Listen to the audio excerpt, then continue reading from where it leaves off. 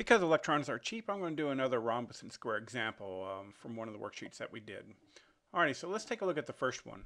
We have rhombus RICE, and we have ICX, which is 53.1. So ICX, I already put it in here because my writing has been terrible today. 53.1.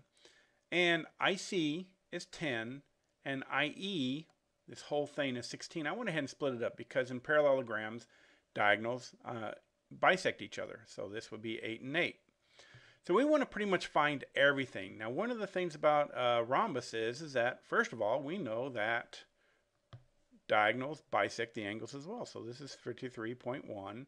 And opposite angles are congruent. Since these are bisected, these all have to be 53.1. See how bad my writing is? 53.1. Now, what I do is I just need to, this is right angle right here. So this is 90 degrees. I just subtract that from 90. And 90 minus 53.1, because this is left over for 90, is 36.9. So this angle right here is 36.9.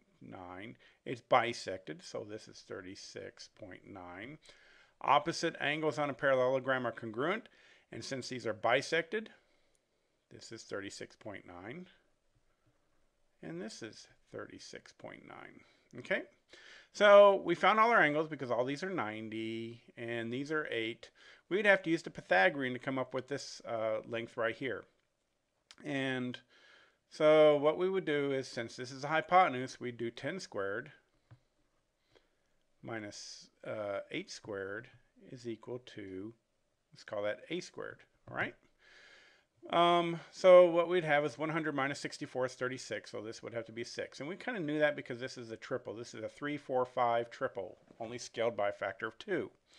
So this is 6 and this is 6. So we found everything on this rhombus. If we want to find the big angle, we simply add these together. That'd be 72 plus 1.8, so 73.8 if we want to find the whole angle there. That'd be RIC. And are we looking for angle RIC? We are. So this would be like whatever I just said, 76, 77.8, things like that. Okay? So that's how we'd fill all of that out. My strategy is I tend to fill everything out, then come up here and start plugging things in. And on a test, I would like to see this. This is showing your work. If you have one thing off down here, but I saw that you had these correct, but you added wrong, you would get credit because, sometimes our brain just doesn't cooperate. Okay, moving on. We have a square. Squares are nice and easy and fun because basically you have 4 isosceles triangles and 45, 45 rights right here. So you got 45, 45, 45. Angles are real easy. These are all 90 right here. These are 45 right here, so on. They're isosceles. So when we have AL is 10. All sides are the same, so this is 10 also. Take a look at this. So my angles are easy. These are 45, 45, so on. So all this stuff we just fill in really fast. It's the sides. Well, the sides are easy. We just need the diagonals. Our diagonals are pretty easy if you know your 45, 45 special right. So what we have is 10 and 10.